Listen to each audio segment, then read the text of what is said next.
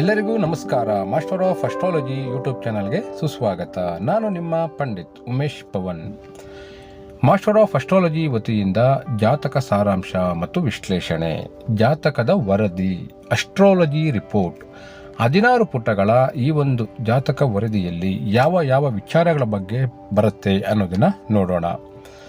ಮೊದಲನೇದಾಗಿ ಆ ವ್ಯಕ್ತಿಯ ಜನ್ಮನಾಮ ಏನಿದೆ, ಮತ್ತು ಆ ವ್ಯಕ್ತಿ ಜನಿಸಿರ್ತಕ್ಕಂಥ ದಿನಾಂಕ ಯಾವುದು, ಜನ್ಮ ಸಮಯ, ಜನ್ಮಸ್ಥಳ, ಮತ್ತು ಗಟಿ ವಿಗಟಿ ಅಂದರೆ ಹಿಂದೂ ಸಮಯ, ಮತ್ತು ಆ ವ್ಯಕ್ತಿ ಜನಿಸಿರ್ತಕ್ಕಂಥ ಜನ್ಮವಾರ, ಜನ್ಮ ಲಗ್ನ, ಆ ವ್ಯಕ್ತಿಯ ನಕ್ಷತ್ರದ ಅನುಸಾರ ನಾಮಾಕ್ಷರ ಯಾವ್ದು ಬರುತ್ತೆ, ಮತ್ತು ಜನ್ಮರಾಶಿ ಯಾವುದು, ಆ ಜಾತಕದಲ್ಲಿನ ಒಂದು ವಕ್ರಿ ಗ್ರಹಗಳು ಯಾವುದಾದಿದೆ, ಮತ್ತು ಜನ್ಮ ನಕ್ಷತ್ರ ಯಾವ್ದು ಬರುತ್ತೆ, ಅದೃಷ್ಟದ ಬಿಂದು ಯಾವುದು, ಮತ್ತು ಜನ್ಮ ದಶ ಯಾವುದು, ಮತ್ತು ಆ ವ್ಯಕ್ತಿಗೆ ಆಗಿರುವಂತಹ ಒಂದು ವಯಸ್ಸೇನು, ಮತ್ತು ಆ ಒಂದು ಜಾತಕ ರಚನೆಯಾದ ದಿನಾಂಕ. ಇದಾದ ನಂತರ ಆ ವ್ಯಕ್ತಿಯ ಒಂದು ಜನ್ಮ ಕುಂಡಲಿ ಬರುತ್ತೆ. ಇಲ್ಲಿ ಇಂಪಾರ್ಟೆಂಟ್ ಆಗಿ ನಾವು ಜನ್ಮ ಕುಂಡಲಿ ಮತ್ತು ಭಾವಕುಂಡಲಿ ಎರಡನ್ನು ಕೂಡ ಮೆನ್ಷನ್ ಮಾಡಿರ್ತೀವಿ. ನೋಡಿ, ಜನ್ಮ ಕುಂಡಲಿಯಲ್ಲಿ ಲಗ್ನ ಬಂದು ಕನ್ಯಾ ಲಗ್ನ ಬರುತ್ತೆ, ಸೂರ್ಯ ಮತ್ತು ಕೇತು ಲಗ್ನದಲ್ಲಿದೆ. ಆದರೆ ಭಾವಕುಂಡಲಿಯಲ್ಲಿ ನೋಡಿ, ಲಗ್ನ ಬಂದು ಕನ್ಯಾ ಲಗ್ನ, ಆದರೆ ಸೂರ್ಯ ಮತ್ತು ಕೇತು 12ನೇ ಮನೆಗೆ ಹೋಗಿದೆ. ಈ ಜನ್ಮ ಕುಂಡಲಿಯಲ್ಲಿ 2ನೇ ಮನೆಯಲ್ಲಿ ಇದ್ದಂತಹ ಬುಧ, ಶುಕ್ರ, ಚಂದ್ರ ಇದು ಭಾವಕುಂಡಲಿಯಲ್ಲಿ ಲಗ್ನಕ್ಕೆ ಬಂದಿದೆ. ಸೊ ಈ ಜನ್ಮ ಕುಂಡಲಿ ಮತ್ತು ಭಾವಕುಂಡಲಿ ಈ ಏನು ಡಿಫ್ರೆನ್ಸ್ ಬರುತ್ತೆ ಅನ್ನೋದನ್ನ ಕ್ಲಿಯರ್ ಆಗಿ ಇಲ್ಲಿ ಮೆನ್ಷನ್ ಮಾಡ್ತೀವಿ. ಸೊ ಜನ್ಮ ಕುಂಡಲಿ ಅನ್ನುವಂಥದ್ದು ಲಗ್ನದಿಂದ ಗ್ರಹಗಳಿರುವಂಥ ಸ್ಥಾನವನ್ನು ಹೇಳುತ್ತೆ. ಆದರೆ ಈ ಭಾವಕುಂಡಲಿ ಅನ್ನುವಂಥದ್ದು ಪ್ಲಾಸಿಡಸ್ ಸಿಸ್ಟಮ್ ಪ್ರಕಾರ ಲಗ್ನದಿಂದ ಗ್ರಹಗಳು ಇರುವಂತಹ ಮನೆಯನ್ನು ಪಿನ್ ಪಾಯಿಂಟ್ ಮಾಡುತ್ತೆ. ಸೊ ಭಾವಕುಂಡಲಿಯಲ್ಲಿ ಇರುವಂತಹ ಒಂದು ಗ್ರಹಗಳ ಸ್ಥಾನವನ್ನು ನಾವು ಕನ್ಸಿಡರ್ ಮಾಡಬೇಕಾಗತ್ತೆ. ಮತ್ತು ಲಗ್ನದಿಂದ 9 ಗ್ರಹಗಳು ಯಾವ ಯಾವ ರಾಶಿಯಲ್ಲಿದೆ, ಎಷ್ಟು ಡಿಗ್ರಿಗಳಲ್ಲಿದೆ, ಮತ್ತು ಯಾವ ಯಾವ ನಕ್ಷತ್ರಗಳಲ್ಲಿದೆ, ಮತ್ತು ಆ ಒಂದು ನಕ್ಷತ್ರಗಳ ಅಧಿಪತಿ ಯಾವುದು, ಇಷ್ಟು ವಿಚಾರವನ್ನು ಇಲ್ಲಿ ಮೆನ್ಷನ್ ಆಗುತ್ತೆ. ಅದಾದಮೇಲೆ ಆ ವ್ಯಕ್ತಿ ಜನಿಸಿರ್ತಕ್ಕಂಥ ಮುಹೂರ್ತ, ಸ್ವಸ್ತಿ ಶ್ರೀ ವಿಜಯಾಭ್ಯುದಯ ಶಾಲಿವಾಹನ ಶಕ ವರ್ಷಗಳು 1890 ಶ್ರೀ ಕೀಲಕ ನಾಮ ಸಂವತ್ಸರ, ದಕ್ಷಿಣಾಯನ, ಶರದೃತು, ಅಶ್ವಯುಜ ಮಾಸ, ಶುಕ್ಲಪಕ್ಷ, ಪಂಚಮಿ, ವಿಶಾಖ ನಕ್ಷತ್ರ, 3ನೇ ಪಾದ, ವಿಷ್ಕುಂಭ ನಾಮ ಯೋಗ, ಭವಕರ್ಣ. ಹೀಗೆ ಆ ವ್ಯಕ್ತಿ ಜನಿಸಿರ್ತಕ್ಕಂಥ ಸಮಯದಲ್ಲಿನ ಮುಹೂರ್ತದ ವಿಚಾರ, ಪಂಚಾಂಗದ ವಿಚಾರ ಇಲ್ಲಿ ನಮೂದಾಗುತ್ತೆ. ಅದಾದ ನಂತರ ಗ್ರಹಗಳು ಸ್ಥಿತನಾಗಿರುವಂತಹ ಮನೆಗಳ ಒಂದು ನಂಬರ್ಸು ಇಲ್ಲಿ ಅಪ್ಡೇಟ್ ಆಗುತ್ತೆ. ಸೊ ಮೊದಲನೇ ಪುಟದಲ್ಲಿ ನಿಮಗೆ ಜನ್ಮಕುಂಡಲಿ, ಭಾವಕುಂಡಲಿ, ಪಂಚಾಂಗ ವಿಚಾರ, ಗ್ರಹಗಳು ಸ್ಥಿತವಾಗಿರುವ ಒಂದು ಡಿಗ್ರಿಗಳು, ಮತ್ತು ಆ ವ್ಯಕ್ತಿಯ ಬೇಸಿಕ್ ವಿಚಾರವನ್ನು ಮೊದಲನೇ ಪುಟದಲ್ಲಿ ಅಪ್ಡೇಟ್ ಆಗುತ್ತೆ. ಇದಾದ ನಂತರ ನಿಮಗೆ ಜಾತಕದಲ್ಲಿ ಭಾವಬಲ ಅಂತ ಬರುತ್ತೆ.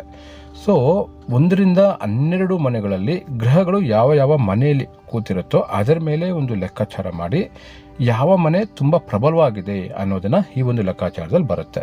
ಸೊ ಉದಾಹರಣೆ, ಜಾತಕದಲ್ಲಿ 12ನೇ ಮನೆ ಅತ್ಯಂತ ಬಲಶಾಲಿಯಾಗಿದೆ, 2ನೇದು 11ನೇ ಮನೆ, ಅದಾದಮೇಲೆ ಬರುವಂಥದ್ದು 7ನೇ ಮನೆ, 1ನೇ ಮನೆ, 2ನೇ ಮನೆ, 6ನೇ ಮನೆ, 10ನೇ ಮನೆ, 3ನೇ ಮನೆ, 4ನೇ ಮನೆ, 5ನೇ ಮನೆ, 8ನೇ ಮನೆ, 9ನೇ ಮನೆ.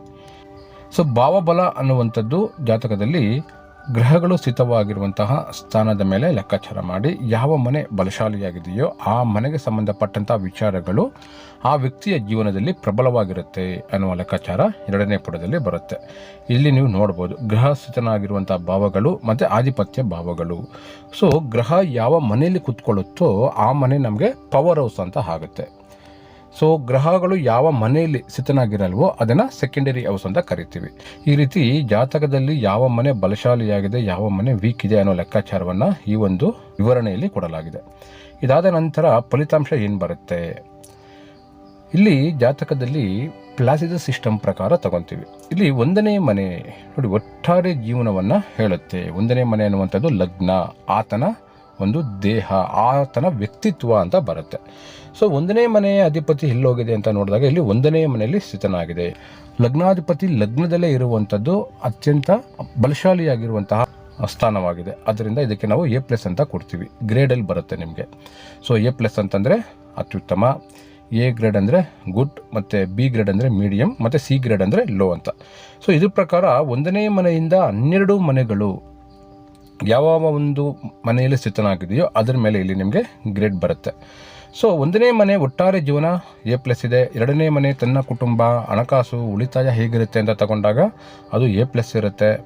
ಯಾಕಂದರೆ 2ನೇ ಅಧಿಪತಿ ಲಗ್ನದಲ್ಲಿ ಬಂದಿದೆ, ಕೇಂದ್ರದಲ್ಲಿ ಬಂದಿರೋದ್ರಿಂದ ಅದು A+ ಬಂದಿದೆ. ಮತ್ತು 3ನೇ ಮನೆ ಅನ್ನುವಂಥದ್ದು ಒಡ ಹುಟ್ಟಿದವರು, ಆ ವ್ಯಕ್ತಿಯ ಒಂದು ಮಾತುಕತೆ, ಕಮ್ಯುನಿಕೇಷನ್ನು ಮತ್ತು ಧೈರ್ಯ ಸ್ಥೈರ್ಯವನ್ನು ಹೇಳುತ್ತೆ. ಸೊ 3ನೇ ಮನೆ ಅಧಿಪತಿ 11ರಲ್ಲಿ ಇರೋದ್ರಿಂದ ಆ ವಿಚಾರಗಳು ಕೂಡ ಉತ್ತಮವಾಗಿರುತ್ತೆ ಅಂತ ತೋರಿಸುತ್ತೆ. ಮತ್ತು 4ನೇ ಮನೆ ತಾಯಿ, ಮಾತೃಸ್ಥಾನ ಅಂತ ಹೇಳ್ತೀವಿ. ಮತ್ತು ಆ ವ್ಯಕ್ತಿ ಪಡೆಯುವಂತಹ ಸೌಕರ್ಯಗಳು, ಆ ವ್ಯಕ್ತಿಯ ಒಂದು ವಿದ್ಯಾಭ್ಯಾಸ ಮತ್ತು ಆಸ್ತಿ ವಿಚಾರವನ್ನು 4ನೇ ಮನೆಯಲ್ಲಿ ನೋಡ್ತೀವಿ. ಇಲ್ಲಿ 4ನೇ ಮನೆ ಅಧಿಪತಿ 12ನೇ ಮನೆಯಲ್ಲಿ ಸ್ಥಿತನಾಗಿರುವುದರಿಂದ ಇದು C ಗ್ರೇಡ್ ಹೋಗಿದೆ ಮತ್ತು ಲೋ ಅಂತ ಹೇಳ್ತೀವಿ. ಅಂದರೆ 4ನೇ ಮನೆ ವಿಚಾರಗಳು ಸ್ವಲ್ಪ ಟ್ರಬಲ್ಫುಲ್ ಆಗಿದೆ ಅಂತ ತೋರಿಸುತ್ತೆ. ಮತ್ತು 5ನೇ ಮನೆ ಅನ್ನುವಂಥದ್ದು ಸಂತಾನ, ಆ ವ್ಯಕ್ತಿಯ ಬುದ್ಧಿವಂತಿಕೆ ಮತ್ತು ಆ ವ್ಯಕ್ತಿಯ ಒಂದು ಆರೋಗ್ಯದ ಬಗ್ಗೆ ನೋಡೋದಾದರೆ 5ನೇ ಮನೆ ಅಧಿಪತಿ 7ರಲ್ಲಿರೋದ್ರಿಂದ ಅದು ಕೂಡ ಉತ್ತಮವಾಗಿದೆ. ಅದೇ ರೀತಿ 6ನೇ ಮನೆ ಅಧಿಪತಿ 6 ಅಂತಂದರೆ ದಿನಚರಿ, ಆ ವ್ಯಕ್ತಿಯ ಒಂದು ಶತ್ರುಗಳು ಮತ್ತು ಆ ವ್ಯಕ್ತಿಯ ಅನಾರೋಗ್ಯ ಅಂತ ಬರುತ್ತೆ. ಸೊ 6ನೇ ಮನೆ ಅಧಿಪತಿ 7ರಲ್ಲಿರೋದ್ರಿಂದ 7 ಅಂತಂದರೆ ಅದು ಕೇಂದ್ರ ಸ್ಥಾನ ಆಗೋದ್ರಿಂದ ಅದು ಕೂಡ ಗುಡ್ ಇದೆ. ಮತ್ತು ಇಲ್ಲಿ 7ನೇ ಮನೆ ಅಧಿಪತಿ ನೋಡೋಣ. 7ನೇ ಅಧಿಪತಿ ಬಂದು ಆ ವ್ಯಕ್ತಿಯ ವ್ಯವಹಾರ, ಮದುವೆ ವಿಚಾರ, ಸಂಗಾತಿ ವಿಚಾರ ಅಂತ ಬರುತ್ತೆ. ಸೊ 7ನೇ ಅಧಿಪತಿ 12ನೇ ಮನೆಯಲ್ಲಿ ಸ್ಥಿತನಾಗಿರೋದ್ರಿಂದ ಇದು ಕೂಡ ಲೋ ಸಕ್ಸಸ್ ಅಂತ ತೋರಿಸ್ತಾ ಇದೆ. ಅದಾದಮೇಲೆ 8ನೇ ಮನೆ ಅಧಿಪತಿ ಪಿತ್ರಾರ್ಜಿತ ಆಸ್ತಿ ಅಂತ ಬರುತ್ತೆ, ಗುಪ್ತ ಪ್ರತಿಭೆ ಅಂತ ಹೇಳ್ತೀವಿ. ಇದು ಕೂಡ 11ನೇ ಮನೆಗೆ ಹೋಗಿರೋದ್ರಿಂದ ಇದು ಕೂಡ ಗುಡ್ ಸೈಡ್ ಹೋಗಿದೆ. ಮತ್ತು 9ನೇ ಅಧಿಪತಿ ಬಂದು ಉನ್ನತ ವ್ಯಾಸಂಗವನ್ನು ಹೇಳುತ್ತೆ ಮತ್ತು ದೀರ್ಘ ಪ್ರಯಾಣವನ್ನು ಸೂಚನೆ ಮಾಡುತ್ತೆ. ಸೊ 9ನೇ ಮನೆ ಅಧಿಪತಿ 1ನೇ ಮನೆಗೆ ಬಂದಿರೋದ್ರಿಂದ ಇದು ಕೂಡ ಗುಡ್ ಪೊಸಿಷನ್ ಅಂತ ಹೇಳ್ಬೋದು. ಮತ್ತು 10ನೇ ಮನೆ ಅಧಿಪತಿ ಬಂದು ವೃತ್ತಿ ವಿಚಾರ, ಉದ್ಯೋಗ ಮತ್ತು ಆ ವ್ಯಕ್ತಿ ಪಡೆಯುವಂಥ ನೇಮ್ ಆ್ಯಂಡ್ ಫೇಮ್ ಅಂತ ಹೇಳ್ತೀವಿ. ಇದು ಸಹ ಲಗ್ನದಲ್ಲಿ ಬಂದಿರೋದ್ರಿಂದ ಇದು ಕೂಡ ಉತ್ತಮವಾಗಿದೆ. ಮತ್ತು 11ನೇ ಅಧಿಪತಿ ಲಾಭಾಧಿಪತಿಯಾಗಿರುವಂಥದ್ದು 2ನೇ ಮನೆಗೆ ಬಂದಿರೋದ್ರಿಂದ ಇದು ಕೂಡ ಮೀಡಿಯಂ ಸಕ್ಸಸ್ಸನ್ನು ಕೊಡುತ್ತೆ. ಮತ್ತು 12ನೇ ಮನೆ ಅಧಿಪತಿ 12ರಲ್ಲೇ ಇರೋದ್ರಿಂದ ಇದು A++ ಗ್ರೇಡ್ ಆಗಿ ಎಕ್ಸಲೆಂಟ್ ಆಗಿದೆ. ಸೊ ಒಟ್ಟಾರೆ ಆ ವ್ಯಕ್ತಿಯ 12 ಮನೆಗಳ ವಿಚಾರಗಳಲ್ಲಿ ಯಾವ ಮನೆ ಪಾಸಿಟಿವ್ ಇದೆ, ಯಾವ ಮನೆ ನೆಗೆಟಿವ್ ಇದೆ, ಯಾವ ಮನೆ ಮೀಡಿಯಮ್ ಇದೆ ಅನ್ನೋದನ್ನು ಈ ಒಂದು ವಿವರಣೆಯಲ್ಲಿ ನೀವು ನೋಡ್ಬೋದು. ಇದಾದ ನಂತರ ಬರುವಂಥದ್ದು ದಶಾಭುಕ್ತಿ ಸಮಯಗಳು.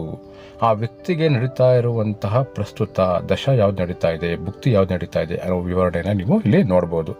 ಇಲ್ಲಿ 2018ರಿಂದ 2038ರವರೆಗೆ ಇವರಿಗೆ ಶುಕ್ರ ದಶ ನಡೆಯುತ್ತೆ. ಶುಕ್ರ ದಶದಲ್ಲಿ ನಡೀತಾ ಇರುವಂಥದ್ದು ರಾಹು ಭುಕ್ತಿ. 2025 ಜುಲೈಯಿಂದ 2028 ಜುಲೈವರೆಗೂ ಇವರಿಗೆ ಶುಕ್ರದಶ ರಾಹು ಭುಕ್ತಿ ನಡೆಯುತ್ತೆ. ಆ ವ್ಯಕ್ತಿಗೆ ನಡೀತಾ ಇರುವಂಥ ಸಮಯವನ್ನು ನೋಡೋದಕ್ಕೆ ಈ ಒಂದು ದಶಾಭುಕ್ತಿ ಸಮಯವನ್ನು ನಾವು ಅಪ್ಲೈ ಮಾಡ್ತಾ ಹೋಗ್ತೀವಿ. ಇದಾದ ನಂತರ ಬರುವಂಥದ್ದು ಇನ್ಫಾರ್ಮೇಷನ್ ಆಫ್ ಜಾತಕ ಅಂತ ಬರುತ್ತೆ. ಸೊ ಬೇಸಿಕ್ ವಿಚಾರಗಳು, ಆ ವ್ಯಕ್ತಿಯ ಒಂದು ಪಂಚಾಂಗ ವಿಚಾರ ಆಗಿರ್ಬೋದು, ನ್ಯೂಮರಾಲಜಿ ವಿಚಾರ ಆಗಿರ್ಬೋದು, ಈ ವಿಚಾರಗಳೆಲ್ಲ ಇದರಲ್ಲಿ ಬರುತ್ತೆ. ಇದನ್ನು ನೀವು ನೋಡ್ಬೋದು. ಮತ್ತು ಗ್ರಹಗಳು ಸ್ಥಿತನಾಗಿರುವಂತಹ ಡಿಗ್ರಿ ಮತ್ತು ನಕ್ಷತ್ರ ಇವೆಲ್ಲ ಕೂಡ ಈ ಒಂದು ಪೇಜಲ್ಲಿ ಬರುತ್ತೆ. ಇದಾದ ಮೇಲೆ ಜಾತಕದ ವಿಮರ್ಶೆ ಶುರುವಾಗುತ್ತೆ. ಸೊ ಆ ವ್ಯಕ್ತಿಯ ಜಾತಕದಲ್ಲಿ ಆರೋಗ್ಯದ ಬಗ್ಗೆ ನೋಡೋದಾದರೆ ಪರಾಶರ ವೈಸಲ್ಲಿ ನೋಡ್ತೀವಿ. ಮೊದಲನೇದಾಗಿ ಪರಾಶರ ಇಲ್ಲಿ ನೀವು ನೋಡ್ಬೋದು. ಪರಾಶರದಲ್ಲಿ 6ನೇ ಮನೆ ಅಧಿಪತಿ 8ನೇ ಮನೆಯಲ್ಲಿರೋದ್ರಿಂದ ಅದು ಎಕ್ಸಲೆಂಟ್ ಆಗಿದೆ. ಮತ್ತು 5ನೇ ಮನೆ ಅಧಿಪತಿ ಬಂದು 8ನೇ ಮನೆಗೆ ಹೋಗಿರೋದ್ರಿಂದ ಫಲಿತಾಂಶ ಗುಡ್ ಅಂತ ತೊಗೊಬೋದು, ಬ್ಯಾಡ್ ಅಂತ ಇಲ್ಲ. ಮತ್ತು ವರ್ಗಪಟ್ಟಿಯಲ್ಲಿ ಡಿವಿಜುವಲ್ ಚಾರ್ಟ್ 6 ಅಂತ ನೋಡ್ತೀವಿ. ಇದರಲ್ಲಿ ಕೂಡ ಲಗ್ನಾಧಿಪತಿ 7ನೇ ಮನೆಯಲ್ಲಿರೋದ್ರಿಂದ ಇದು ಕೂಡ ಗುಡ್ ಆಗಿದೆ. ಮತ್ತು ಅಷ್ಟಕ ವರ್ಗದ ಪ್ರಕಾರ ಹೆಲ್ತ್ ವೈಸಲ್ಲಿ 22 ಪಾಯಿಂಟ್ಸ್ ಬಂದಿರೋದ್ರಿಂದ ಅದು ಕೂಡ ಎಕ್ಸಲೆಂಟ್ ಆಗಿದೆ. ಮತ್ತು ನಕ್ಷತ್ರ ನಾಡಿ ಪ್ರಕಾರ ಸೊ ಗುಡ್ ಸೈಡ್ ಟೋಟಲ್ 9 ಗ್ರಹಗಳಲ್ಲಿ ಗುಡ್ ಸೈಡ್ 2 ಗ್ರಹ ತೋರಿಸ್ತಾ ಇದೆ, ಮೀಡಿಯಮ್ ಸೈಡಲ್ಲಿ 5 ಗ್ರಹ ಇದೆ ಮತ್ತು ಲೋ ಸೈಡಲ್ಲಿ 7 ಗ್ರಹ ಇದೆ. ಸೊ ಒಟ್ಟಾರೆ ಇದು ಕೂಡ ಇಲ್ಲಿ ಮೀಡಿಯಮ್ ಅಂತ ಬರುತ್ತೆ. ಇಲ್ಲಿ ಗ್ರೇಡಲ್ಲೇ ನೀವು ನೋಡ್ಬೋದು ಯಾವ ಥರ ಇದೆ ಅಂತ. ಇಲ್ಲಿ ನಾವು ಪರಾಶರ ವೈಸಲ್ಲಿ ನೋಡ್ತೀವಿ, ವರ್ಗಪಟ್ಟಿ ಅಂದರೆ ಡಿವಿಷನಲ್ ಚಾರ್ಟ್ಸಲ್ಲಿ ನೋಡ್ತೀವಿ, ಮತ್ತು ಅಷ್ಟಕ ವರ್ಗದಲ್ಲಿ ನೋಡ್ತೀವಿ, ಮತ್ತು ನಕ್ಷತ್ರ ನಾಡಿ. ಈ 4 ಕಾಂಬಿನೇಷನ್ ಮೇಲೆ ನಾವು ಗ್ರೇಡನ್ನು ಸೆಟ್ ಮಾಡಿ ಒಟ್ಟಾರೆಯಾಗಿ ಆರೋಗ್ಯ ಹೇಗಿರುತ್ತೆ ಅಂತ ಲೆಕ್ಕಾಚಾರ ಮಾಡ್ತೀವಿ. ಇದರ ಪ್ರಕಾರ ಆರೋಗ್ಯದಲ್ಲಿ ಮಧ್ಯಮವಾಗಿರುತ್ತೆ ಅಂತ ಬಂದಿದೆ. ಇಲ್ಲಿ ಏನೇನು ಮಾಡ್ಕೊಬೋದು, ಪರಿಹಾರ ರೀತಿಯಲ್ಲಿ ಏನೇನು ಮಾಡ್ಕೊಬೋದು ಅಂತ ಬಂದಾಗ ಇಲ್ಲಿ ಶನಿ ಯಂತ್ರವನ್ನು ಕೂಡ ಇಲ್ಲಿ ಕೊಟ್ಟಿದ್ದೀವಿ ನೋಡಿ. ಶನಿ ಗ್ರಹದ ಯಂತ್ರವನ್ನು ಶನಿವಾರ ದಿನ ಮುಂಜಾನೆ 6ರಿಂದ 7 ಗಂಟೆಯ ಒಂದು ಶನಿ ಹೋರದಲ್ಲಿ ಶನಿ ಗ್ರಹದ ಬೀಜ ಮಂತ್ರವನ್ನು ಜಪ ಮಾಡಿ ಈ ಒಂದು ಯಂತ್ರವನ್ನು ಧರಿಸ್ಬೋದು, ಅಥವಾ ಇಂದ್ರನೀಲಂ ರತ್ನವನ್ನು ಸಹ ಧರಿಸ್ಬೋದು. ಮತ್ತು ಇಲ್ಲಿ ಸೂರ್ಯನಾರಾಯಣ ಎಲ್ಲ ನಮ್ಮ ಆರೋಗ್ಯಕ್ಕೆ ಕಾರಕನಾಗಿರುವಂತಹ ಸೂರ್ಯಗ್ರಹದ ಒಂದು ಅಗ್ನಿಹೋತ್ರ ಮಾಡುವಂಥದ್ದು ಅಥವಾ ಸೂರ್ಯ ನಮಸ್ಕಾರ ಮಾಡುವಂಥದ್ದು ನಮ್ಮ ಆರೋಗ್ಯದಲ್ಲಿ ಸುಧಾರಣೆ ಆಗೋದಕ್ಕೆ ಸಹಾಯ ಆಗುತ್ತೆ. ಅದೇ ಕಾರಣಕ್ಕೆ ಇಲ್ಲಿ ಸೂರ್ಯನಾರಾಯಣನ ಚಿತ್ರವನ್ನು ಕೂಡ ಇಲ್ಲಿ ಹಾಕಿದ್ದೇನೆ. ಮತ್ತು ಇನ್ನೇನು ಪರಿಹಾರ ಮಾಡ್ಬೋದು ಅಂತ ಬಂದಾಗ 6 ಮುಖದ ರುದ್ರಾಕ್ಷಿಯನ್ನು ಶುಕ್ರವಾರದ ದಿನ ಧರಿಸುವಂಥದ್ದು. ಮತ್ತು ಇಲ್ಲಿ ಕ್ರಿಸ್ಟಲ್ಸನ್ನು ಯೂಸ್ ಮಾಡ್ಬೋದು. ಅಮೆಥಿಸ್ಟ್ ಅಂತ ಬರುತ್ತೆ, ಬ್ಲಾಕ್ ಟರ್ಮಲೈನ್ ಅಂತ ಬರುತ್ತೆ, ಕುನ್ಸೈಟ್ ಅಂತ ಬರುತ್ತೆ, ಮತ್ತು ರೋಸ್ ಕ್ವಾರ್ಟ್ಸ್ ಅಂತ ಬರುತ್ತೆ. ಸೊ ಆರೋಗ್ಯಕ್ಕೆ ಅನುಕೂಲಕರವಾಗಿರುವಂತಹ ಕ್ರಿಸ್ಟಲ್ಸು, ರುದ್ರಾಕ್ಷಿ ಮತ್ತು ಜೆಮ್ ಸ್ಟೋನ್ ಇಲ್ಲಿ ಮೆನ್ಷನ್ ಮಾಡಿದ್ದೇನೆ. ಮತ್ತು ಯಾವ ಗ್ರಹ ನಮಗೆ ಸಮಸ್ಯೆ ಕೊಡ್ತಾ ಇದೆಯೋ ಆ ಗ್ರಹಕ್ಕೆ ಸಂಬಂಧಪಟ್ಟ ವಸ್ತುಗಳನ್ನು ದಾನ ಮಾಡಬೇಕು. ಈ ಜಾತಕದಲ್ಲಿ ಕೇತುವಿನ ಅಂಶ ನೆಗೆಟಿವ್ ಇರೋದ್ರಿಂದ, ಏನಕ್ಕೆ ಕೇತು ನೆಗೆಟಿವ್ ಇದೆ ಅಂತಂದರೆ ಇಲ್ಲಿ ನೋಡ್ಬೋದು. ಕೇತುವಿನ ಒಂದು ಪ್ಲೇಸ್ಮೆಂಟ್ನ ಇಲ್ಲಿ ನೋಡೋಣ.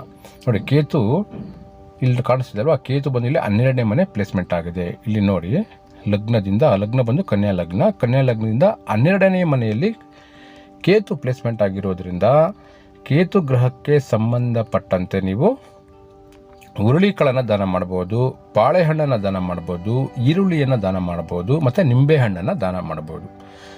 ಜೊತೆಗೆ ಗುರುಗ್ರಹಕ್ಕೆ ಸಂಬಂಧಪಟ್ಟಂತೆ ಕಡಲೆಬೇಳೆ, ಅರಿಶಿಣ, ಹಳದಿ ವಸ್ತ್ರ ಮತ್ತು ಆಧ್ಯಾತ್ಮಿಕ ಪುಸ್ತಕಗಳು ಇವನ್ನು 3 ರಿಂದ 4 ಜನ ಬಡವರಿಗೆ ದಾನ ಮಾಡೋದರಿಂದ ಆರೋಗ್ಯದಲ್ಲಿ ಉಂಟಾಗುವಂಥ ಯಾವುದೇ ಸಮಸ್ಯೆಗಳಿಗೆ ಪರಿಹಾರ ಆಗುತ್ತೆ.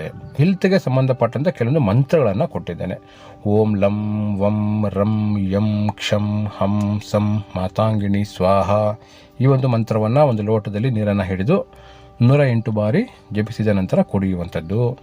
ಮತ್ತು ಓಂ ನಮೋ ಭಗವತಿ ಮೃತ ಸಂಜೀವಿನಿ ಶಾಂತಿ ಕುರು ಸ್ವಾಹ. ಇದು ಕೂಡ ಆರೋಗ್ಯದಲ್ಲಿ ಶಕ್ತಿಶಾಲಿಯಾದ ಒಂದು ಮಂತ್ರವಾಗಿದೆ. ಮತ್ತು ಕಾಳಿ ಮಹಾಕಾಳಿ ನಮೋಸ್ತುತೆ ಸರ್ವವ್ಯಾಧಿಂ ರೋಗಂ ಅನಹನ ದಹ ಶೂಲಂ ತ್ರಿಶೂಲಿಂ ಹುಂ ಫಟ್ ಸ್ವಾಹ. ಇದು ಆರೋಗ್ಯಕ್ಕಾಗಿ ಶಕ್ತಿಶಾಲಿಯಾಗಿರುವಂತಹ ಒಂದು ಕಾಳಿ ಮಂತ್ರವಾಗಿದೆ.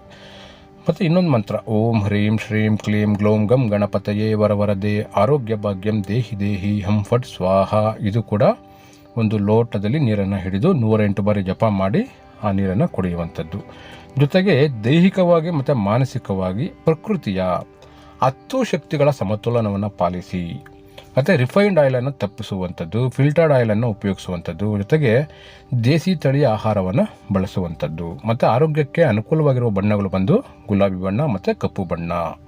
ಸೊ ಆರೋಗ್ಯಕ್ಕೆ ಸಂಬಂಧಪಟ್ಟಂಥ ವಿಚಾರಗಳನ್ನು ಈ ಒಂದು ಪೇಜಲ್ಲಿ ನಿಮಗೆ ಕೊಟ್ಟಿದ್ದೇನೆ. ಅದು ಯಂತ್ರದಿಂದ ಹಿಡಿದು, ರುದ್ರಾಕ್ಷಿಯಿಂದ ಹಿಡಿದು, ಜೆಮ್ ಸ್ಟೋನಿಂದ ಹಿಡಿದು, ಕ್ರಿಸ್ಟಲ್ಸಿಂದ ಹಿಡಿದು, ದಾನದಿಂದ ಹಿಡಿದು, ಮಂತ್ರಗಳಿಂದ ಹಿಡಿದು ಕಂಪ್ಲೀಟಾಗಿ ಯಾವುದೇ ಒಂದು ಜಾತಕದಲ್ಲಿ ಆರೋಗ್ಯಕ್ಕೆ ಸಂಬಂಧಪಟ್ಟ ಸಮಸ್ಯೆ ಇದೆ ಅಂತಂದರೆ ಜಸ್ಟ್ ಆ ಜಾತಕದವರು ಈ ಪರ್ಟಿಕ್ಯುಲರ್ ಆಗಿ ಆರೋಗ್ಯದ ವಿಚಾರದಲ್ಲಿ ಈ ಒಂದು ಪೇಜನ್ನು, ಅಂದರೆ ಎಷ್ಟನೇ ಪೇಜ್ ಬರುತ್ತೆ ಅಂತಂದರೆ ಇದು 5ನೇ ಪೇಜ್ ಬರುತ್ತೆ. 5ನೇ ಪೇಜಲ್ಲಿ ಬರುವಂಥ ಹೆಲ್ತ್ ರಿಲೇಟೆಡ್ ಅನಾಲಿಸಿಸ್ ಅಂತ ಏನು ಕೊಟ್ಟಿದ್ದೀನಿ ಮತ್ತು ಪರಿಹಾರ ಅಂತ ಏನು ಕೊಟ್ಟಿದ್ದೀನಿ, ಇದನ್ನು ಮಾಡಿಕೊಂಡ್ರೆ ಹೆಲ್ತ್ ವೈಸಲ್ಲಿ ಅವರಿಗೆ ಪರಿಹಾರ ಇರುತ್ತೆ. ಈ ಒಂದು ರಿಪೋರ್ಟನ್ನು ಇವರು ಲೈಫ್ ಲಾಂಗ್ ಉಪಯೋಗಿಸುವಂಥದ್ದು. ಮತ್ತು ಹೆಲ್ತ್ ಬಗ್ಗೆ ಆಯಿತು. ಇದಾದಮೇಲೆ ನೆಕ್ಸ್ಟು ಇವ್ರಿಗೆ ಎಜುಕೇಷನ್ ಬಗ್ಗೆ ಕೊಟ್ಟಿದ್ದೀನಿ. ಸೇಮ್ ಅದೇ ಥರನೇ ಪರಾಶರ ವೈಸ್ ಬರುತ್ತೆ. ಪರಾಶರದಲ್ಲಿ 4ನೇ ಅಧಿಪತಿ 12ಕ್ಕೆ ಹೋಗಿದೆ, ಲೋ ಇದೆ. ಮತ್ತು 9ನೇ ಅಧಿಪತಿ 2ನೇ ಮನೆ ಬಂದಿದೆ, ಇದು ಮೀಡಿಯಮ್ ಇದೆ. ಸೊ ಗ್ರೇಡ್ ಬಂದು ಸಿ ಗ್ರೇಡ್ ಆಯಿತು. ಮತ್ತು ಡಿವಿಜುವಲ್ ಚಾರ್ಟ್ಸಲ್ಲಿ ಲಗ್ನಾಧಿಪತಿ ಪಂಚಮದಲ್ಲಿದೆ, ಇದು ವೆರಿ ಗುಡ್ ಇರೋದ್ರಿಂದ A+ ಬಂದಿದೆ. ಮತ್ತು ಎಜುಕೇಷನಲ್ಲಿ 31 ಪಾಯಿಂಟ್ಸ್ ಬಂದಿರೋದ್ರಿಂದ ಇದು ಮೀಡಿಯಮ್ ಇದೆ, ಬಿ ಗ್ರೇಡ್ ಆಯಿತು. ನಕ್ಷತ್ರ ನಾಡಿ ಪ್ರಕಾರ ಗುಡ್ ಸೈಡಲ್ಲಿ 1 ಇದೆ, ಮೀಡಿಯಮಲ್ಲಿ 2 ಇದೆ, ಲೋ ಸೈಡಲ್ಲಿ ಯಾವುದೂ ಇಲ್ಲ, ಮತ್ತು ಬ್ಯಾಡ್ ಸೈಡ್ 6 ಇದೆ, ಇದು ಕೂಡ ಮೀಡಿಯಮ್ ಆಯಿತು. ಒಟ್ಟಾರೆಯಾಗಿ ಈ ಜಾತಕದವರಿಗೆ ವಿದ್ಯಾಭ್ಯಾಸದಲ್ಲಿ ಸಾಧಾರಣವಾಗಿರುತ್ತೆ ಅಂತ ಇಲ್ಲಿ ಬಂದಿದೆ. ಇದನ್ನು ಜಾತಕವನ್ನು ವಿಶ್ಲೇಷಣೆ ಮಾಡ್ತಾ ಈ ಒಂದು ರಿಪೋರ್ಟನ್ನು ರೆಡಿ ಮಾಡುವಂಥದ್ದು. ಮತ್ತು ಈ ಒಂದು ವಿದ್ಯಾಭ್ಯಾಸದಲ್ಲಿ ಸಾಧಾರಣ ಇರೋದರಿಂದ ಏನೇನು ಪರಿಹಾರ ಮಾಡ್ಕೊಬೋದು ಅಂತಲೂ ಕೊಟ್ಟಿದ್ದೀನಿ. ಸೊ ಚಂದ್ರಗ್ರಹದ ಯಂತ್ರ ಇಲ್ಲಿ ಕೊಟ್ಟಿದ್ದೇನೆ, ನೋಡ್ಬೋದು ಚಂದ್ರಗ್ರಹದ ಯಂತ್ರ. ಸೊ ಈ ಒಂದು ಯಂತ್ರವನ್ನು ಸೋಮವಾರ ಮುಂಜಾನೆ 6 ರಿಂದ 7 ಗಂಟೆವರೆಗಿನ ಚಂದ್ರಹೋರದಲ್ಲಿ ಚಂದ್ರಗ್ರಹದ ಬೀಜ ಮಂತ್ರವನ್ನು ಜಪ ಮಾಡಿ ಧರಿಸುವಂಥದ್ದು. ಮತ್ತು 5 ಮುಖದ ರುದ್ರಾಕ್ಷಿಯನ್ನು ಧರಿಸುವಂಥದ್ದು. ಮತ್ತು ಸಿಟ್ರೀನ್, ಮೂನ್ಸ್ಟೋನ್ ಮತ್ತು ಹೌಲೇಟ್ ಈ ಒಂದು ಸ್ಫಟಿಕಗಳನ್ನು ಧರಿಸುವಂಥದ್ದು. ಮತ್ತು ವಿದ್ಯಾಭ್ಯಾಸಕ್ಕೆ ಅನುಕೂಲವಾಗುವಂಥ ಮಂತ್ರ ಓಂ ಜ್ಞಾನಾನಂದಮಯಂ ದೇವಂ ನಿರ್ಮಲಾ ಸ್ಫಟಿಕಾಕೃತಿಂ ಆಧಾರಾಂ ಸರ್ವ ವಿದ್ಯಾನಾಂ ಅಯಗ್ರೀವ ಉಪಾಸ್ಮಹೆ. ಈ ಒಂದು ಅಯಗ್ರೀವ ಮಂತ್ರವನ್ನು 27 ಬಾರಿ ಜಪಿಸುವಂಥದ್ದು. ಮತ್ತು ಪ್ರತಿದಿನ ಸೋಮವಾರ ಚಂದ್ರನ ಬೀಜ ಮಂತ್ರವನ್ನು ಜಪಿಸುವಂಥದ್ದು. ಮತ್ತು ಪ್ರತಿ ಶನಿವಾರ ಕರಿ ಉದ್ದಿನಕಾಳು, ಬೆಳ್ಳುಳ್ಳಿ, ಮೂಲಂಗಿಯನ್ನು ದಾನ ಮಾಡೋದು. ಮತ್ತು ಬಾಳೆಹಣ್ಣು, ಹುರುಳಿಕಾಳು ಈರುಳ್ಳಿ, ಇದನ್ನು ಗುರುವಾರ ದಿನ ದಾನ ಮಾಡೋದು. ಇದನ್ನು ಯಾವ ಥರ ಕಾನ್ಸೆಪ್ಟಲ್ಲಿ ಹೇಳ್ತೀವಿ ಅಂತಂದರೆ, ಜಾತಕದಲ್ಲಿ ವಿದ್ಯಾಭ್ಯಾಸಕ್ಕೆ ಅನುಕೂಲವಾಗುವಂತಹ ಗ್ರಹದ ಜಮ್ಸ್ಟೋನ್ ಮತ್ತು ರುದ್ರಾಕ್ಷಿಯನ್ನು ಹೇಳ್ತೀವಿ. ಯಾವ ಗ್ರಹ ನೆಗೆಟಿವ್ ಇನ್ಫ್ಲೂಯೆನ್ಸ್ ಮಾಡುತ್ತೋ ಆ ಗ್ರಹದ ದಾನವನ್ನು ಹೇಳ್ತೀವಿ. ಸೊ ಈ ಒಂದು ದಾನ ಮಾಡೋದ್ರಿಂದ ವಿದ್ಯಾಭ್ಯಾಸದಲ್ಲಿ ಸ್ವಲ್ಪ ಮಟ್ಟಿಗೆ ಇಂಪ್ರೂವ್ಮೆಂಟ್ ಆಗ್ತಾ ಹೋಗುತ್ತೆ. ಮತ್ತು ಈ ಒಂದು ಜಾತಕದವರು ಯಾವ ದೇವರನ್ನು ಆರಾಧನೆ ಮಾಡಬೇಕು ಅಂತ ಬಂದಾಗ ಅಯಗ್ರೀವ ಮಂತ್ರವನ್ನು ಹೇಳ್ಬೋದು, ಚಂದ್ರ ಯಂತ್ರವನ್ನು ಧರಿಸ್ಬೋದು, ಮತ್ತು ಮಹಾಲಕ್ಷ್ಮಿಯ ಮಂತ್ರವನ್ನು ಹೇಳುವಂಥದ್ದು, ಮತ್ತು ಚಂದ್ರಗ್ರಹದ ಶಿವನ ಆರಾಧನೆಯನ್ನು ಮಾಡುವಂಥದ್ದು. ಸೊ ವಿದ್ಯಾಭ್ಯಾಸಕ್ಕೆ ಇವರ ಜಾತಕದ ಪ್ರಕಾರ ಯಾವ ಗ್ರಹ ಪಾಸಿಟಿವ್ ಇದೆಯೋ ಆ ಗ್ರಹಕ್ಕೆ ಬೀಜ ಮಂತ್ರವನ್ನು ಹೇಳೋದ್ರಿಂದ ವಿದ್ಯಾಭ್ಯಾಸದಲ್ಲಿ ಸ್ವಲ್ಪ ಮಟ್ಟಿಗೆ ಅಭಿವೃದ್ಧಿಯಾಗುವ ಸಾಧ್ಯತೆಯನ್ನು ನೋಡ್ಬೋದು. ಮತ್ತು ನೆನಪಿನ ಶಕ್ತಿ ವೃದ್ಧಿಗಾಗಿ ಮಂತ್ರ ಕೊಟ್ಟಿದ್ದೇನೆ. ಅದೇ ರೀತಿ ಯಾವ ಕ್ಷೇತ್ರದಲ್ಲಿ ಇವರು ಆಯ್ಕೆ ಮಾಡ್ಕೋಬೋದು ಎಜುಕೇಷನಲ್ಲಿ ಅದನ್ನು ಕೂಡ ಕೊಟ್ಟಿದ್ದೇನೆ. ಮತ್ತು ವಿದ್ಯಾರ್ಜನೆಗೆ ಅನುಕೂಲವಾಗಿರುವಂಥ ಮಂತ್ರ ಮತ್ತು ಯಾವ ಬಣ್ಣವನ್ನು ಬಳಸಬೇಕು, ಇಷ್ಟು ವಿಚಾರವನ್ನು ಎಜುಕೇಷನ್ಗೆ ಸಂಬಂಧಪಟ್ಟ ವಿಚಾರದಲ್ಲಿ ಈ ಒಂದು ಪೇಜಲ್ಲಿ ನಿಮಗೆ ಅಪ್ಡೇಟ್ ಆಗುತ್ತೆ. ಇದು ಬಂದು ನಿಮಗೆ 6ನೇ ಪೇಜಲ್ಲಿ ಬರುತ್ತೆ, ಎಜುಕೇಷನ್ಗೆ ಸಂಬಂಧಪಟ್ಟಂಥ ವಿಚಾರ. ಮತ್ತು ಇಲ್ಲಿ ಸೇಮ್ ಅದೇ ಥರನೇ ವೃತ್ತಿ ವಿಚಾರದಲ್ಲಿ ಬರುತ್ತೆ. ಇದು ಕೂಡ ಪರಾಶರ ಪ್ರಕಾರ ನಿಮಗೆ ವಿಶ್ಲೇಷಣೆ ಆಗುತ್ತೆ, ವರ್ಗಪಟ್ಟಿ ಪ್ರಕಾರ ವಿಶ್ಲೇಷಣೆ ಆಗುತ್ತೆ, ಅಷ್ಟಕ ವರ್ಗದಲ್ಲೂ ವಿಶ್ಲೇಷಣೆ ಆಗುತ್ತೆ, ಮತ್ತು ನಕ್ಷತ್ರ ನಾಡಿ ಪ್ರಕಾರ ವಿಶ್ಲೇಷಣೆಯಾಗಿ ಫಲಿತಾಂಶ ಒಟ್ಟಾರೆಯಾಗಿ ಮಧ್ಯಮವಾಗಿರುತ್ತೆ. ಇಲ್ಲಿ ಗ್ರೇಡ್ ನೋಡ್ಬೋದು, ಇಲ್ಲಿ ಎ ಗ್ರೇಡ್ ಎಷ್ಟಿದೆ, ಬಿ ಗ್ರೇಡ್ ಎಷ್ಟಿದೆ, ಒಟ್ಟಾರೆ ಯಾವ ಗ್ರೇಡ್ ಬರುತ್ತೆ ಅಂತ ಇಲ್ಲಿ ನೀವು ವೃತ್ತಿ ವಿಚಾರದಲ್ಲಿ ನೀವು ನೋಡ್ಬೋದು. ಮತ್ತು ಪರಿಹಾರಗಳು, ಯಾವ ಒಂದು ಗ್ರಹದ ಒಂದು ಯಂತ್ರವನ್ನು ಹಾಕೋಬೇಕು ನೋಡಿ, ಇಲ್ಲಿ ಕೊಟ್ಟಿದ್ದೇನೆ ಚಂದ್ರ ಯಂತ್ರ ಅಂತ ತೋರಿಸಿದ್ದಾರೆ ನೋಡ್ಬೋದು. ಇಲ್ಲಿ ಚಂದ್ರ ಯಂತ್ರ ಅಂತ ಇಲ್ಲಿದೆ. ಸೊ ಈ ಒಂದು ಯಂತ್ರವನ್ನು ಸೋಮವಾರ ದಿನ ಧರಿಸ್ಕೊಳ್ಳುವಂಥದ್ದು, ಮತ್ತು 7 ಮುಖದ ರುದ್ರಾಕ್ಷಿಯನ್ನು ಧರಿಸುವಂಥದ್ದು, ಮತ್ತು ಮೂನ್ ಸ್ಟೋನ್, ಹವಲೇಟ್, ಅಮೆಥಿಸ್ಟ್ ಮತ್ತು ಬ್ಲ್ಯಾಕ್ ಟರ್ಮಲೈನ್ ಕ್ರಿಸ್ಟಲ್ಸನ್ನು ಬಳಸುವಂಥದ್ದು, ಮತ್ತು ದಾನ ಕೊಟ್ಟಿದ್ದೀನಿ, ಮತ್ತು ಮಂತ್ರಗಳನ್ನು ಕೊಟ್ಟಿದ್ದೀನಿ. ಯಾವ ಒಂದು ಮಂತ್ರಗಳನ್ನು ಹೇಳ್ಬೋದು, ಇಲ್ಲೊಂದು ಮಂತ್ರ ಕೊಟ್ಟಿದ್ದಾರೆ ನೋಡಿ, ಚತುರಂಗ ಬಲಾಭೇತಂ ಧನಧಾನ್ಯ ಸಿಕೇಶ್ವರಿಂ ಅಶ್ವರೂಢ ಮಹಂ ಒಂದೇ ರಾಜ್ಯಲಕ್ಷ್ಮೀಂ ಹಿರಣ್ಮಯೀಂ. ಈ ಒಂದು ಮಂತ್ರವನ್ನು ವೃತ್ತಿಯಲ್ಲಿ ನಿಮ್ಗೆ ಹೊಸ ಒಂದು ಕೆಲಸವನ್ನು ಹುಡುಕಾಡೋ ಅಂಥ ಸಮಯದಲ್ಲಿ ಸಿಗ್ತಾ ಇಲ್ಲ ಅಂತಂದರೆ ಈ ಒಂದು ಮಂತ್ರವನ್ನು ಜಪ ಮಾಡುವಂಥದ್ದು. ಸೊ ವೃತ್ತಿಗೆ ಸಂಬಂಧಪಟ್ಟಂಥ ಮಂತ್ರಗಳು ಕೂಡ ಇಲ್ಲಿ ಅಪ್ಡೇಟ್ ಆಗುತ್ತೆ. ಮತ್ತು ನೀವು ಜಾಬ್ ಇಂಟರ್ವ್ಯೂಯಲ್ಲಿ ಸಕ್ಸಸ್ ಆಗೋದಕ್ಕೆ ಯಾವ ಒಂದು ಮಂತ್ರ ಹೇಳ್ಬೋದು, ಓಂ ಹರೀಂ ವಾಗ್ವಾದಿನಿ ಭಗವತಿ ಮಮ ಕಾರ್ಯ ಸಿದ್ಧಿಂ ಕುರು ಫಟ್ ಸ್ವಾಹ, ಈ ಮಂತ್ರಗಳನ್ನು ಹೇಳ್ಬೋದು. ಮತ್ತು ವೃತ್ತಿಗೆ ಯಾವ ಕ್ಷೇತ್ರವನ್ನು ಆಯ್ಕೆ ಮಾಡ್ಬೋದು ಆಪ್ಷನ್ಸನ್ನು ಇಲ್ಲಿ ನಾನು ಕೊಟ್ಟಿದ್ದೇನೆ, ಮತ್ತು ಅನುಕೂಲವಾಗುವಂಥ ಬಣ್ಣಗಳು. ಸೊ ವೃತ್ತಿಗೆ ಸಂಬಂಧಪಟ್ಟಂಥ ವಿಚಾರಗಳಲ್ಲಿ ಈ ಒಂದು ಜಾತಕರು ಯಾವ ರೆಮಿಡೀಸ್ ಮಾಡ್ಕೊಬೋದು ಅನ್ನೋದನ್ನು ಈ ಒಂದು ಪೇಜಲ್ಲಿ ಅಪ್ಡೇಟ್ ಆಗಿದೆ. ಇದು ಬಂದು ನಿಮಗೆ 7ನೇ ಪೇಜಲ್ಲಿ ಬರುತ್ತೆ. ಇದು ವೃತ್ತಿಗೆ ಸಂಬಂಧಪಟ್ಟಂಥ ವಿಚಾರ. ಇದಾದ ನಂತರ ನೆಕ್ಸ್ಟ್ ನಿಮಗೆ ಮದುವೆ ವಿಚಾರ ಬರುತ್ತೆ. ವಿವಾಹ ಜೀವನ ವಿಚಾರದಲ್ಲಿ ಜಾತಕ ವಿಮರ್ಶೆ, ಇದರಲ್ಲೂ ಕೂಡ ಪರಾಶರ ವೈದ್ಯ ನಿಮಗೆ ವಿಶ್ಲೇಷಣೆ ಆಗುತ್ತೆ, ವರ್ಗಪಟ್ಟಿ ವೈದ್ಯ ವಿಶ್ಲೇಷಣೆ ಆಗುತ್ತೆ, ಅಷ್ಟಕ ವರ್ಗದಲ್ಲಿ ವಿಶ್ಲೇಷಣೆ ಆಗುತ್ತೆ, ನಕ್ಷತ್ರ ನಾಡಿ ಕಾಂಬಿನೇಷನ್ ಪ್ರಕಾರ ವಿಶ್ಲೇಷಣೆ ಆಗುತ್ತೆ. ಒಟ್ಟಾರೆ ಫಲಿತಾಂಶ ಇಲ್ಲಿ ಮಧ್ಯಮ ಅಂತ ತೋರಿಸ್ತಾ ಇದೆ. ಕ್ಲಿಯರಾಗಿ ಇಲ್ಲಿ ನೋಡ್ಬೋದು ಯಾವ ಗ್ರೇಡ್ ಬಂದಿದೆ, ಪಿ ಗ್ರೇಡ್ ಇದೆಯಾ, ಯಾವ ಗ್ರೇಡ್ ಇದೆ. ಓವರಾಲ್ ನಮಗೆ ಗ್ರೇಡಲ್ಲಿ ಇಲ್ಲಿ A+ ಬಂದರೆ ಎಕ್ಸಲೆಂಟು, ಎ ಗ್ರೇಡ್ ಬಂದರೆ ಗುಡ್, ಬಿ ಗ್ರೇಡ್ ಬಂದರೆ ಮೀಡಿಯಮ್, ಮತ್ತು ಸಿ ಗ್ರೇಡ್ ಬಂತು ಅಂದರೆ ಸ್ವಲ್ಪ ಲೋ ಸಕ್ಸಸ್ ಅಂತ ಬಂದ್ಬಿಡುತ್ತೆ. ಸೊ ಈ ಒಂದು ವಿಶ್ಲೇಷಣೆಯಲ್ಲಿ ನಿಮಗೆ ಪಾಸಿಟಿವ್ ಬಂತು ಅಂತಂದರೆ ಪರಿಹಾರ ಏನೂ ನಿಮಗೆ ಮಾಡುವಂಥ ಅಗತ್ಯ ಇರೋದಿಲ್ಲ. ಈ ವಿಶ್ಲೇಷಣೆಯಲ್ಲಿ ಏನಾದರೂ ನಿಮಗೆ ಸಿ ಗ್ರೇಡ್ ಬಂತು, ಬಿ ಗ್ರೇಡ್ ಬಂತು, ಸ್ವಲ್ಪ ಲೋ ಸಕ್ಸಸ್ ಬರ್ತಾ ಇದೆ ಅಂತ ಬಂದಾಗ ಪರಿಹಾರವನ್ನು ಮಾಡಿಕೊಂಡ್ರೆ ಅನುಕೂಲ ಆಗುತ್ತೆ ಅಂತ ಹೇಳ್ತೇನೆ. ಇನ್ನು ಮದುವೆ ವಿಚಾರದಲ್ಲಿ ಯಾವ ಒಂದು ಯಂತ್ರವನ್ನು ಹಾಕೊಳ್ಬೋದು ಅಂತ ಬಂದಾಗ ಇಲ್ಲಿ ಚಂದ್ರ ಯಂತ್ರವನ್ನು ಕೊಟ್ಟಿದ್ದೇನೆ. ಅದೇ ರೀತಿ 7 ಮುಖದ ರುದ್ರಾಕ್ಷಿಯನ್ನು ಧಾರಣೆ ಮಾಡುವಂಥದ್ದು.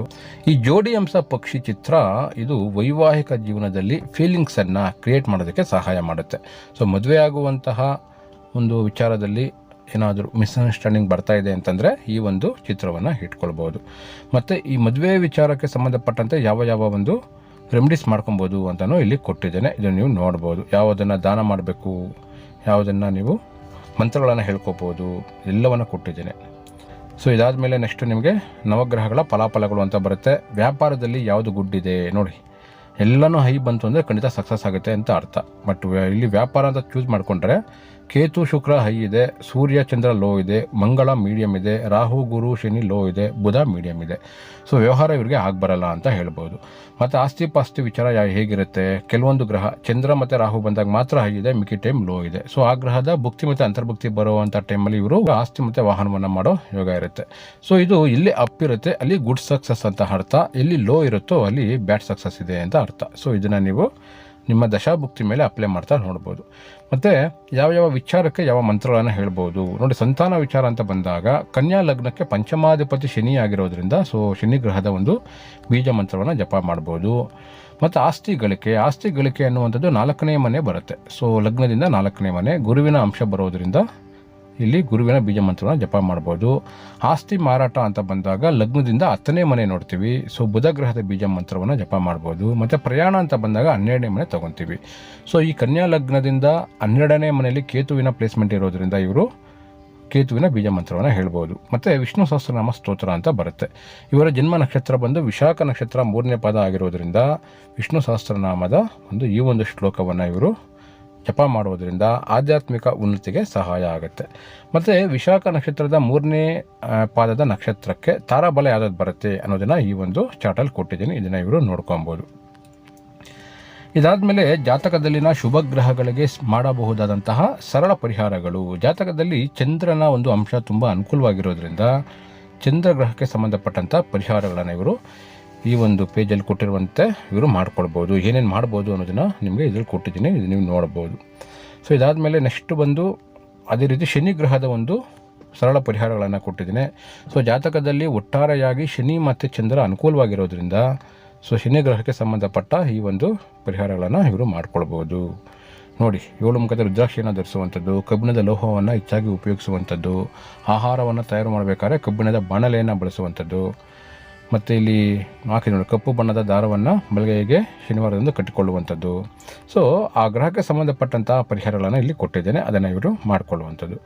ಇದಾದಮೇಲೆ ಸಂಖ್ಯಾಶಾಸ್ತ್ರ ಪ್ರಕಾರ ಬರುತ್ತೆ. ಆ ವ್ಯಕ್ತಿ ಜನಿಸಿರ್ತಕ್ಕಂಥ ದಿನಾಂಕದ ಮೇಲೆ ಆ ವ್ಯಕ್ತಿಯ ಹೆಸರು ಯಾವ ರೀತಿ ಮ್ಯಾಚ್ ಆಗುತ್ತೆ ಅದನ್ನೆಲ್ಲ ಇಲ್ಲಿ ಕೊಟ್ಟಿದ್ದೀನಿ. ಆ ವ್ಯಕ್ತಿಯ ಒಂದು ಭವಿಷ್ಯ ಸಂಖ್ಯೆ ಏನು ಬರುತ್ತೆ, ಜನ್ಮ ಸಂಖ್ಯೆ ಏನು ಬರುತ್ತೆ, ಪಿರಮಿಡ್ ಸಂಖ್ಯೆ ಏನು ಬರುತ್ತೆ, ಯಾವುದು ಬೆಸ್ಟ್ ಇರುತ್ತೆ, ಅದೃಷ್ಟ ಬಣ್ಣಗಳು ಯಾವುದು, ಅದೃಷ್ಟ ಸಂಖ್ಯೆಗಳು ಯಾವುದು, ಇದೆಲ್ಲ ಕೂಡ ಇದರಲ್ಲಿ ಬಂದ್ಬಿಡುತ್ತೆ.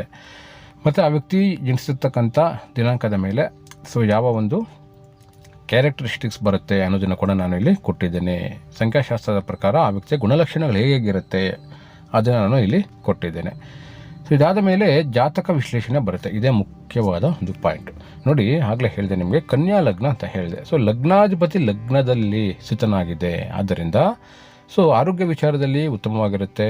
ಅದೇ ರೀತಿ ಅಧಿಕ ರೋಗ ನಿರೋಧಕ ಶಕ್ತಿ ಇರುತ್ತೆ, ಉತ್ತಮ ತೇಜಸ್ಸು ಇರುತ್ತೆ. ಹಣಕಾಸಿನ ವಿಚಾರದಲ್ಲಿ ಹೆಚ್ಚಿನ ಸಮಯದಲ್ಲಿ ಸ್ವಪ್ರಯತ್ನ ಮತ್ತು ಸ್ವಂತ ಪ್ರಯತ್ನಗಳಿಂದ ಇವರು ಹಣವನ್ನು ಗಳಿಸ್ತಾರೆ. ಸಾಮಾನ್ಯ ವಿಚಾರದಲ್ಲಿ ಎಲ್ಲ ರೀತಿಯ ಒಂದು ಗೆಲುವಿರುತ್ತೆ. ಯಾಕೆಂತಂದರೆ ಲಗ್ನಾಧಿಪತಿ ಲಗ್ನದಲ್ಲಿದೆ ಅಂತಂದರೆ ಜಾತಕಕ್ಕೆ ಒಳ್ಳೆಯ ಒಂದು ಪವರ್ ಸಿಕ್ಕಿದೆ ಅಂತ ಅರ್ಥ. ಇದು ಇತರರಿಗೆ ಸ್ಫೂರ್ತಿಯಾಗುತ್ತೆ ಮತ್ತು ದೃಢ ನಿರ್ಧಾರವನ್ನು ತೆಗೆದುಕೊಳ್ಳುವಂಥ ಶಕ್ತಿ ಇರುತ್ತೆ ಮತ್ತು ಎಲ್ಲದರಲ್ಲೂ ಗೆಲ್ಲುವಂಥದ್ದು. ಇದು ನಿಮಗೆ ಈ ಒಂದು ಪ್ರತಿಯೊಂದು ಗ್ರಹ ಯಾವ ಒಂದು ಮನೇಲಿ ಸ್ಥಿತನಾಗಿದೆಯೋ ಅದರ ಮೇಲೆ ಇಲ್ಲಿ ನಾನು ವಿಶ್ಲೇಷಣೆ ಮಾಡ್ತಾ ಹೋಗಿದ್ದೇನೆ. ಅದೇ ರೀತಿ 2ನೇ ಮನೆ ವಿಚಾರ ನೋಡ್ಬೋದು. ದ್ವಿತೀಯಾಧಿಪತಿ ಲಗ್ನ ಭಾವದಲ್ಲಿ ಸ್ಥಿತನಾದರೆ ಕುಟುಂಬ ವಿಚಾರದಲ್ಲಿ ಕುಟುಂಬಕ್ಕಾಗಿ ಸ್ವಂತ ಪ್ರಯತ್ನವನ್ನು ಮಾಡ್ತಾರೆ. ಒಂದೊಂದು ವಿಚಾರವನ್ನು ನೀವು ನೋಡ್ಕೊತಾ ಹೋಗ್ಬೋದು. 3ನೇ ಅಧಿಪತಿ 11ನೇ ಮನೇಲಿದ್ದರೆ ಏನಾಗುತ್ತೆ, 4ನೇ ಅಧಿಪತಿ 12ನೇ ಮನೇಲಿದ್ದರೆ ಏನಾಗುತ್ತೆ, 5ನೇ ಅಧಿಪತಿ 7ನೇ ಮನೇಲಿದ್ದರೆ ಏನೇನು ಬರುತ್ತೆ, ಮತ್ತು 6ನೇ ಅಧಿಪತಿ 7ನೇ ಮನೆಗೆ ಹೋದರೆ ಏನಾಗುತ್ತೆ, ಮತ್ತು 7ನೇ ಅಧಿಪತಿ 12ನೇ ಮನೆಗೆ ಹೋದರೆ ಏನೇನು ರಿಸಲ್ಟ್ ಬರುತ್ತೆ, ಅಷ್ಟಮಾಧಿಪತಿ 11ನೇ ಮನೇಲಿದ್ದರೆ ಏನೇನು ರಿಸಲ್ಟ್ ಬರುತ್ತೆ, ಮತ್ತು 9ನೇ ಅಧಿಪತಿ ಲಗ್ನದಲ್ಲಿ ಸ್ಥಿತನಾದರೆ ಏನೇನು ರಿಸಲ್ಟ್ ಬರುತ್ತೆ, 10ನೇ ಅಧಿಪತಿ ಲಗ್ನದಲ್ಲಿ ಬಂದರೆ ಏನೇನು ರಿಸಲ್ಟ್ ಬರುತ್ತೆ, ಮತ್ತು 11ನೇ ಅಧಿಪತಿ 2ನೇ ಮನೇಲಿ ಬಂದರೆ ಏನು ರಿಸಲ್ಟು, ಮತ್ತು 12ನೇ ಅಧಿಪತಿ 12ನೇ ಮನೆಯಲ್ಲಿ ಸ್ಥಿತನಾಗಿದ್ದರೆ ಏನು ರಿಸಲ್ಟು. ಇಷ್ಟನ್ನು ನೀವು ಓದ್ಕೊಂಡ್ರೆ ನಿಮಗೆ ಇದು ನೀಟಾಗಿ ಅರ್ಥ ಆಗುತ್ತೆ. ನಿಮ್ಮ ಜಾತಕದ ವಿಶ್ಲೇಷಣೆ ಇದು ಭಾಳನೇ ಇಂಪಾರ್ಟೆಂಟ್ ಆಗುತ್ತೆ. ಇದು ಒಟ್ಟಾರೆ ನಿಮ್ಮ ಜೀವನದ ವಿಚಾರವನ್ನು ಹೇಳುತ್ತೆ. ದಶಾಭುಕ್ತಿ ಬಂದು ಆ ಸಮಯದಲ್ಲಿರುವಂಥ ಸಂಯೋಗದ ಮೇಲೆ ನಿಮಗೆ ರಿಸಲ್ಟನ್ನು ಕೊಡ್ತಾ ಹೋಗುತ್ತೆ.